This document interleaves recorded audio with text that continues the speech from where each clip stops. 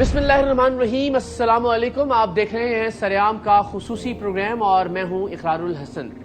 हम सब जानते हैं कि आज मजलूम करबला का गम मनाया जा रहा है, दुनिया भर में एहतजाज भी जारी है, सोग भी मनाया जा रहा है और जाहिर आज का दिन हमें ये दर्स देता है कि हमें मजलूम के साथ खड़े होना है, चाहे उसकी कोई भी कीमत अदा करना पड़े।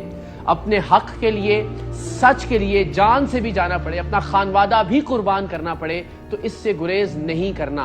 और आज ही के दिन एक मजलूम बच्ची इस वक्त लाहौर के जिना अस्पताल में जिंदगी और मौत की जंग लड़ रही है।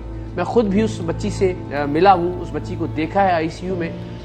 अब भी उसे आपकी और मेरी, हम सब की दुआओं की ज़रूरत है, इसलिए कि वो ज़िंदगी और मौत के दरमियान है। जितना बेहमाना तशद्दुद उस मासूमा पर किया गया, उस मजलूम बच्ची को जिस तरह से ट्रीट किया जाता रहा, ज़हनी तौर पर, नफ्सियाती तौर पर, जिस्मानी तौर पर, आज वो वाक़अतन मौत की दहलीज पर खड़ी है। और हम सब की दुआएं परवरदिगार दो आलम उस बच्ची को सेहत कामिला अता करे। आप सब जानते हैं मैं बात कर रहा हूँ 14 साला रिजवाना की, जो कि एक सिविल जज की अहलिया के तशद्दुद का शिकार हुई। वो एक सिविल जज के यहाँ घरेलू मुलाजमा थी और ये पाकिस्तान की तारीख में, हालिया तारीख में पहला वाक़या नहीं है कि किसी मजलूम बच्ची पर, किसी मासूम बच्ची पर तशद्दुद किया गया हो एक जज के घर में, एक जज की अहलिया की जानिब से। आप सब जानते हैं तैयबा तशद्दुद केस में भी एक जज साहिब और उनकी अहलिया मुलव्विस पाए गए थे। उसका इख्तिताम क्या हुआ, कानूनी तौर पर क्या उन लोगों को सजा हुई या नहीं, ये प्रोग्राम के आखिर में तफसीलन मैं आपसे अर्ज करूंगा। लेकिन इस वक्त सिविल जज साहिब की अहलिया सोमिया आसिम की जानिब से इस बच्ची पर बेहमाना तशद्दुद किया गया, उसके वालिदैन का ये इल्ज़ाम है। और तशद्दुद की नौइयत ये है कि शायद उसे बयान करना भी मुश्किल है। कुछ बातें बताई जा सकती हैं, कुछ बातें शायद अल्फाज में बयान भी नहीं की जा सकती। उस बच्ची के सर पर जो जख्म थे, दरिंदगी का, फिरौनियत का, रौनत का और बेहिसी का अंदाजा इस बात से लगाइए कि उन जख्मों का इलाज तक नहीं करवाया गया, ना करने दिया गया, यहां तक कि उन जख्मों में कीड़े पड़ चुके थे डॉक्टर्स के मुताबिक। बच्ची के बाजू जो टूट चुके हैं, उन बाजुओं के ऑपरेशन करने में सबसे बड़ी दिक्कत ये थी कि उस बच्ची का ब्लड प्रेशर बहुत लो था, ऑपरेट नहीं किया जा रहा था, ऑपरेट नहीं किया जा सक रहा था, इसलिए कि उसको खुराक की कमी का सामना था, उसे नफ्सियाती मसाइल की कमी का सामना था। बच्ची सहमी हुई थी, डरी हुई थी, ब्लड प्रेशर इस हद तक लो था कि उसके ट्रीटमेंट में भी डॉक्टर्स को मुश्किलात का सामना करना पड़ा। ऐसे वहशी जानवरों के यहाँ ये बच्ची काम कर रही थी और अब ये बच्ची इस वक्त भी जिंदगी और मौत के दरमियान हचकोले खा रही है। लेकिन क्या इस मुल्क का कानून ऐसे वहशत परस्तों, ऐसे इनको भी दहशतगर्द कहा जाना चाहिए, क्या इन अफराद के खिलाफ कार्रवाई कर सकता है, कर रहा है?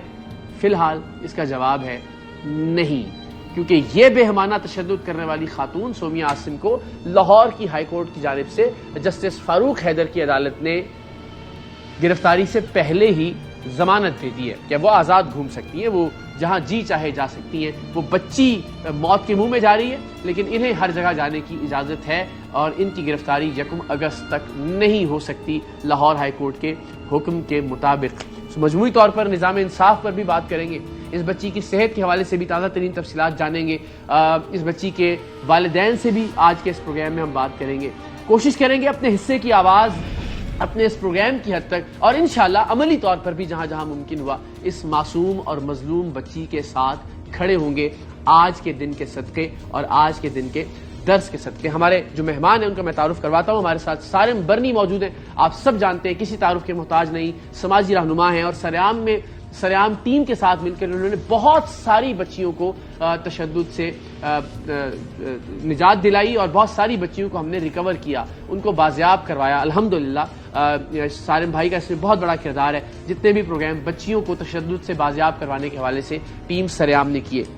हमारे साथ वसीम रजा नकवी एडवोकेट साहब मौजूद होंगे। हम जरा कानूनी पहलू भी कि घरेलू मुलाजमा आप सबके लिए आज हम कोशिश करेंगे कि एजुकेट भी किया जा सके कि किस उम्र की बच्ची को घरेलू मुलाजमा रखा जा सकता है और तशद्दुद करने की सूरत में आपको कानूनी तौर पर किस तरह के नताइज का सामना करना पड़ सकता है। रबिया फारूकी साहिबा माहिर नफ्सियात हैं हमारे साथ, उनसे भी बात करेंगे। ये बच्ची क्या सारी जिंदगी नफ्सियाती तौर पर अब एक नॉर्मल जिंदगी गुजार पाएगी जिस ट्रॉमा से ये गुजरी है? पंजाब के वजीर सेहत डॉक्टर जावेद अकरम साहब हमारे साथ मौजूद होंगे। बच्ची की इस वक्त ताज़ा तरीन हालत क्या है, क्योंकि गुज़श्ता 2 रोज से सोशल मीडिया पर रिजवाना की मौत की खबरें گردش کر رہی ہیں. لاہور سے child protection and welfare bureau کی چیئرپرسن محترمہ سارہ احمد صاحبہ ہمارے ساتھ موجود ہوں گی. ذرا ان سے بھی بات کریں گے اور اس کے علاوہ بچی کے والد سے, ان کی دادی سے اور ان کی خالہ سے بھی آج کے اس پروگرام میں بات کریں گے. تو ذرا آغاز کرتے ہیں ڈاکٹر جاوید اکرم صاحب سے. ڈاکٹر صاحب, سب سے پہلے ہمیں ذرا یہ بتائیے گا, ایک تو ظاہر آپ کے وقت کا بہت بہت شکریہ, کہ بچی کو کس حالت میں لایا گیا تھا یہاں لاہور کے جنرل اسپتال میں, کس نوعیت کا تشدد ہوا ہے بچی کے اوپر, اگر اس بارے میں کچھ تفصیلات آپ بتا سکیں تو. بہت شکریہ اقرار. یہ بہت ہی انتہائی افسوسناک واقعہ ہے اور یہ تسلسل ہے ان واقعات کی. اس کے بعد بھی ایک ہوا ہماری کلی کے ساتھ, جو کلی پھول بننے سے بہت پہلے ہی اس کو مسل دیا گیا.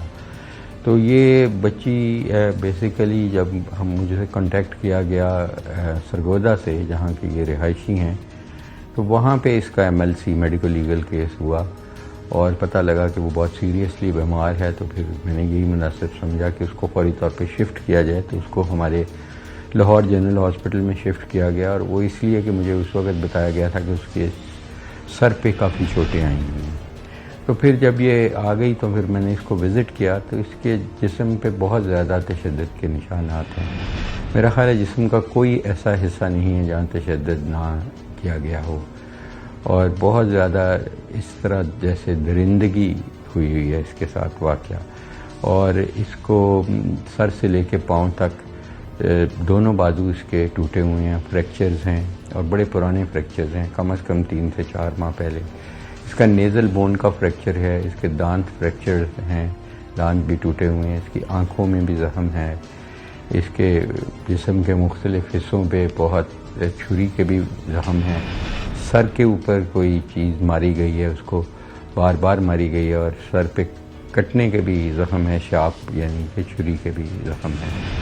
یہ یا تو وہ بیوی میرا خیال ہے ذہنی مریض ہیں, یا بہت زیادہ وہ درندہ سے انسان ہیں, کیونکہ مجھے اس کے کوئی موٹو مجھے سمجھ نہیں لگی. اور اس میں ماں باپ کو بھی رسپانسبل ٹھہراؤں گا کہ اپنی بیٹیاں جو کلیوں کی طرح ہوتی ہے, جو ہمارا فیوچر ہے, جو اس ملک کا فیوچر ہے, ہمارے معاشرے کا آگے اگر ہم نے کچھ دیکھ رہے ہیں کہ امیدیں تو انہی سے وابستہ ہیں.